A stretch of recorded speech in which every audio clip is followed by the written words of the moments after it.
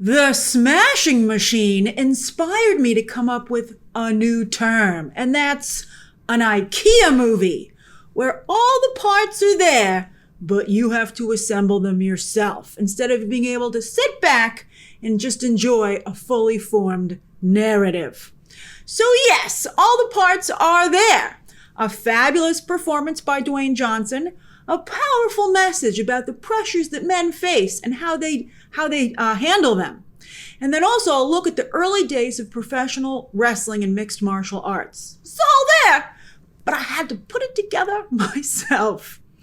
Because it's not much of a movie. Benny Safdie writes, directs, and edits. That last one, oh boy, what a mistake. Although I believe that he has a new production company, I sure like the logo for his new production company. That was probably one of my favorite things about the whole film. But his editing, I even noticed it, by the way, in the opening credits, over the opening sequence of the film. I was like, oh, he edited himself. His pacing is a mess here, particularly because, again, he doesn't have enough of a movie. Neither Dwayne Johnson nor Benny Safdie are talented enough, they're talented. I think they just don't have the skill set or haven't developed it yet for an artistic mood piece. They're not the guys to deliver it. And when you think about it, Uncut Gems, which I loved, and I know many of you did as well, that had a manic energy to it, which was made even more manic by Adam Sandler's performance. And that was a better fit, I think, for a character study. I think that energy made up for the lack of narrative, because it was that Adam Sandler was a storm of personality that just swept you away. Now, on that note, interestingly, this is fascinating. Also from A24, also this year, and from the other Safdie brother Josh, it looks like they split, is Marty Supreme. A trailer for it actually played in front, because this wasn't a regular press screening. It was the early IMAX showing, and so they gave press seats in a regular advanced screening to the general public. So there were trailers. And they played the trailer for Marty Supreme, and that has the same manic energy as Uncut Gems, and Timothée Chalamet has the same energy that Adam Sandler brought to Uncut Gems. So I think that maybe fits a little bit better. Now this year, both Marty Supreme and The Smashing Machine are awards hopefuls, both again from A24. I wonder if A24 will push them the same throughout. One might end up falling away because, a studio only has so much bandwidth to promote. It happened last year to A24. You can have too many awards contenders because you just don't have the money and the focus to push all of them. Which one do you think will get farther? I think they both have their issues. I wouldn't be surprised if maybe both fell away for some other A24 films for them to focus on instead. All right, so anyway. Okay, so Chalamet certainly helps boost the cachet of Marty Supreme, and again brings that manic energy, which kind of like papers over some of the narrative issues with this, how the Safdie brothers make a movie. But Adam Sandler, He did that same thing, but he was snubbed for Uncut Gems. Oh, it was so horrible. Remember that? He himself was just so offended. He should have been. He deserved more recognition for that. And J-Lo, she was snubbed for Hustlers also. So I worry that Dwayne Johnson is heading more towards their direction. And so I hope he's not snubbed. What do I think? Do I think he's worthy of a Best Actor nomination? As a Critics' Choice member, I vote for the Critics' Choice Awards, and we're up first this year. We'll be giving out the first awards. To be honest, it is not helpful that Dwayne Johnson produced this film himself. Although, the new $7 animated logo before the film. A lot of good logos before this movie. But this one, it's the same $7 logo, but it's animated. Maybe it was before. I'd never seen this. It has like a Hawaiian sound in the distance, and then the sand is blown by the wind.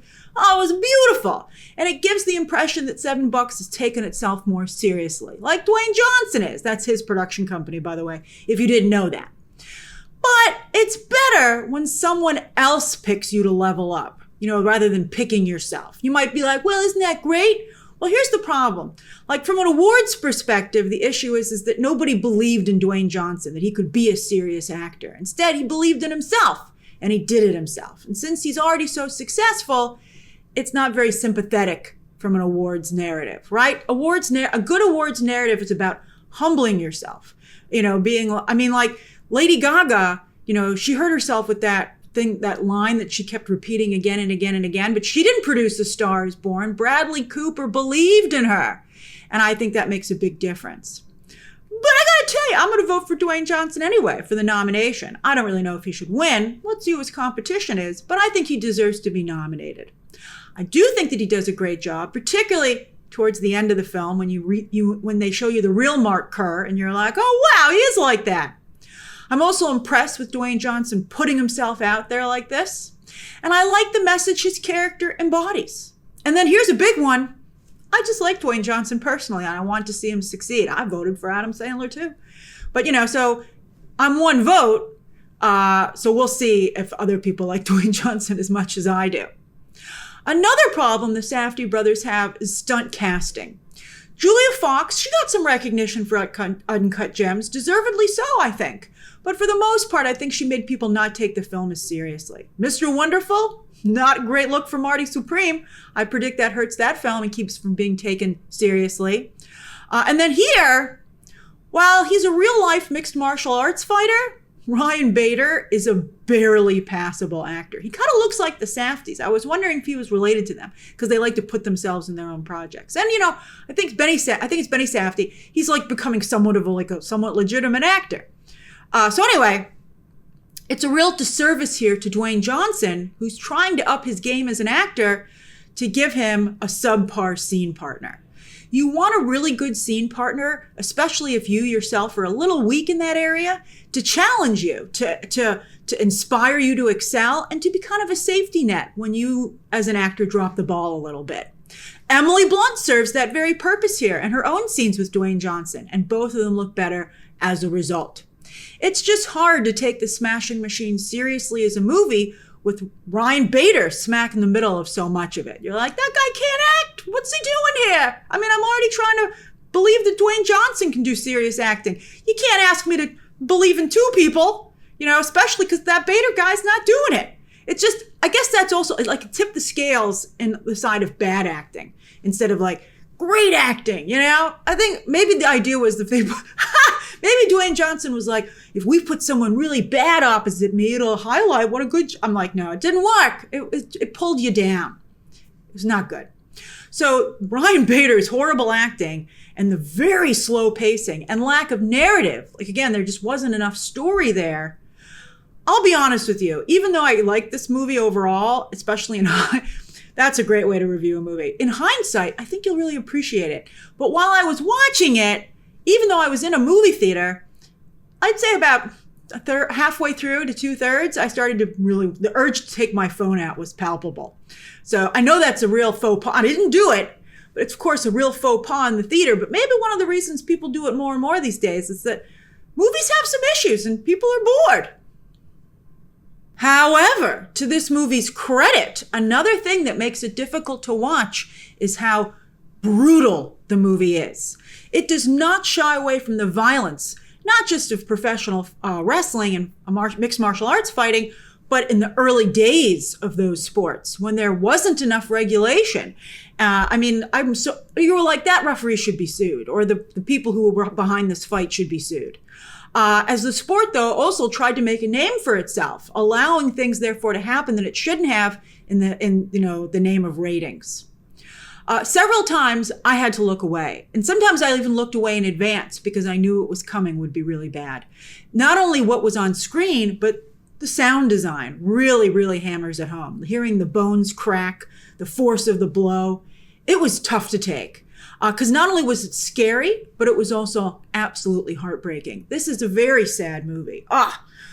It's sad because these fighters are clearly being taken advantage of without an agent, manager, lawyer, or even a union in sight to protect their interests. It was shocking to watch Mark Kerr walk around by himself and have to do everything.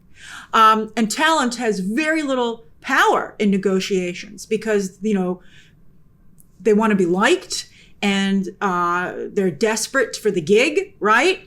So to see Mark Kerr trying to succeed and therefore accept things with a smile that were so bad for him, again, as I said, was heartbreaking.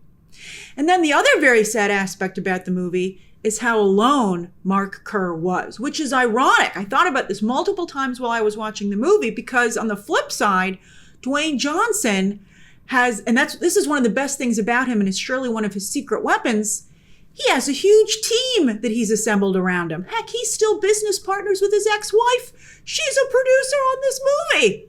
I mean, he has business partners and family members who are now business partners that have been with him for a very long time and who look out for him and who support him emotionally. But Mark Kerr had nobody.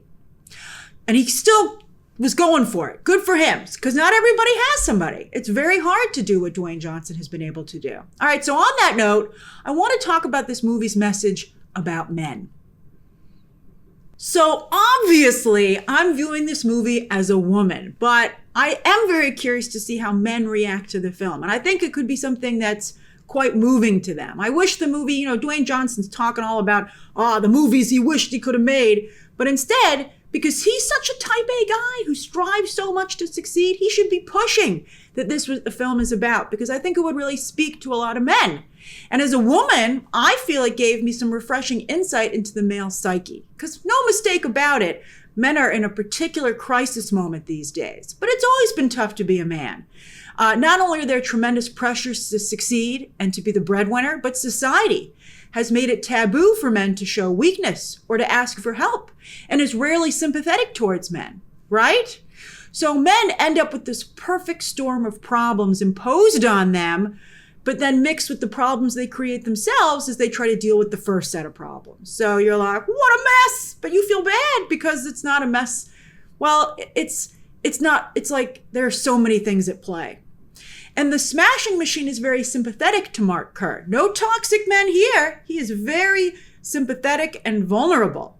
When Mark Kerr tells his girlfriend Dawn, heck, he practically begs her, please treat him like a man and not a child. I think one person in my audience chuckled a little bit because, it's a line that it was surprising. Not only was it surprising to hear him say it, but it was the way that Dwayne Johnson said the line. He does it with so much heart and desperation as a man trying desperately to cling to his dignity, because how his girlfriend sees him so much informs how he sees himself.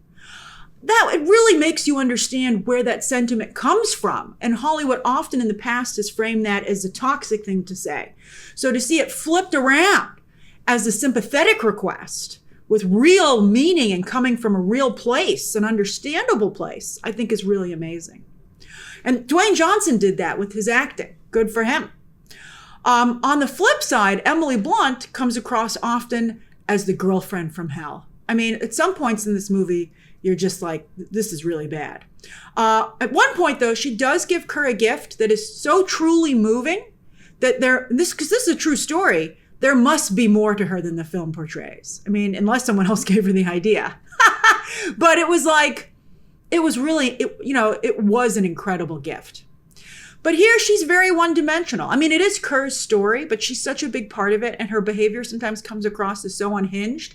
It would have been nice to try and explore, I don't like when women are just dismissed and written off as crazy, because very often they have their own things, their own personal problems and problems imposed on them by society as well. That's interesting. I think, I was going to say that neither Kerr nor Dawn, his girlfriend, really ever knew each other, right? So they just had this idea of what they wanted in a romantic partner. And when the other one kind of didn't live up to that cardboard cutout in their head, that's where they had problems. But now that I think about it, Dawn has a lot of the same problems that Kerr has, but from a female perspective. So that's fascinating. But I mean, because, again, Dwayne Johnson produced this, so he's very interested in his role only. And I wish that maybe it would have been more interest. There's a couple ways they could have done a better job developing this. I have another idea I'll share with you by the end of this review, but that would have maybe been a little bit of a stronger choice as well. All right, so how is the acting? It's too bad that Mark Kerr really did shave his head at one point during this time in his life, because Dwayne Johnson then has to do that, and the spell is broken a little bit because he looks a little bit too much like Dwayne Johnson.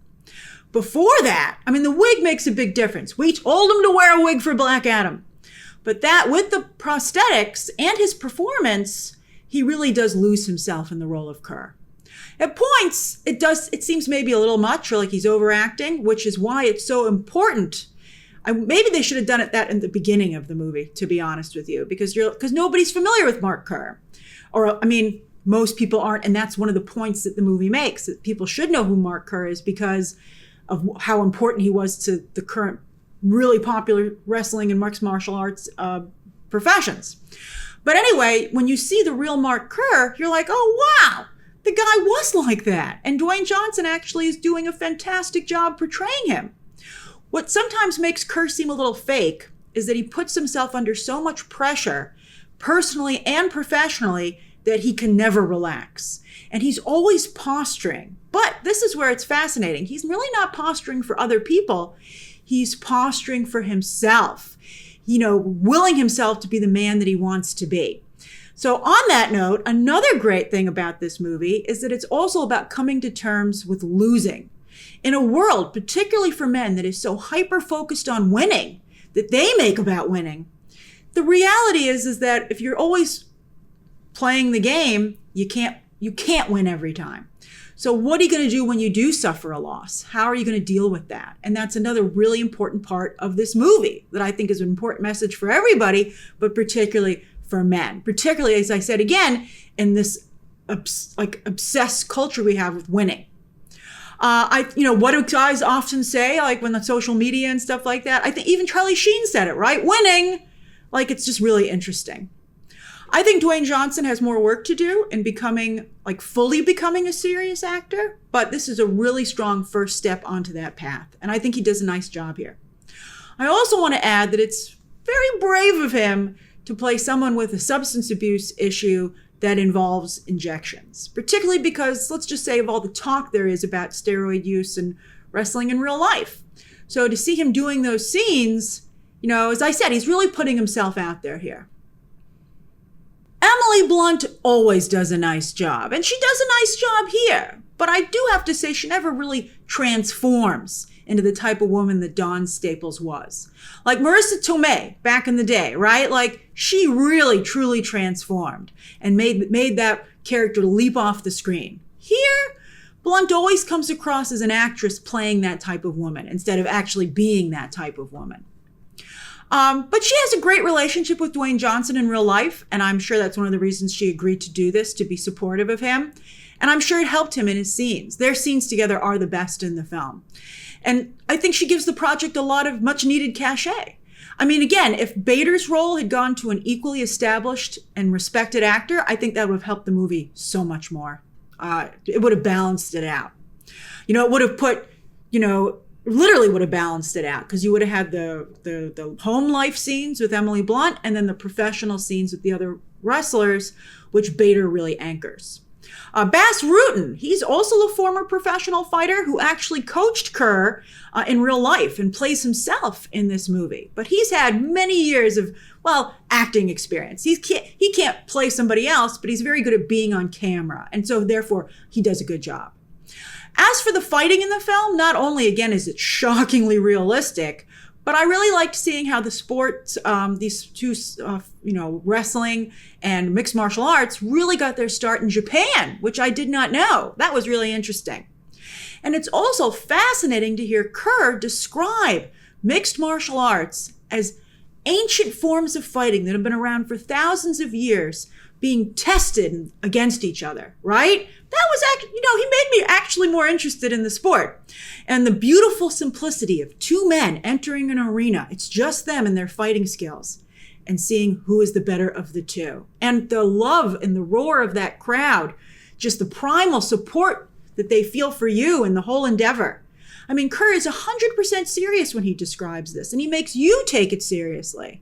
It's like, it reminded me how, again, it's interesting. Like when we hear about it at first, we're like, what? And then Dwayne Johnson gives it that integrity, right? Like men always think about the Roman Empire. Remember everybody was discussing that a little bit ago? I thought of that when he was describing mixed martial arts. And I was like, it makes me better understand the sport and the appeal, I think, to men. Perhaps if Safdie had borrowed a page from Sofia Coppola and leaned more into the Japan angle, which they have been definitely around for thousands of years with their own very distinct fighting, and the history of fighting skills all over the globe. I mean, I loved the idea of different fighting styles, being thrown together in an arena to see how they measure up against each other and compare and contrast. That was really interesting. I think if the movie had maybe perhaps leaned more in those directions, the movie would be taken a little bit more seriously. But again, because it's a Dwayne Johnson produced film, and he wants to get himself on the awards, at least on, he wants to get in the game. It's just all about his performance, where there are other things that I think he doesn't realize this, unfortunately. I mean, so much for his team around him. Nobody told him.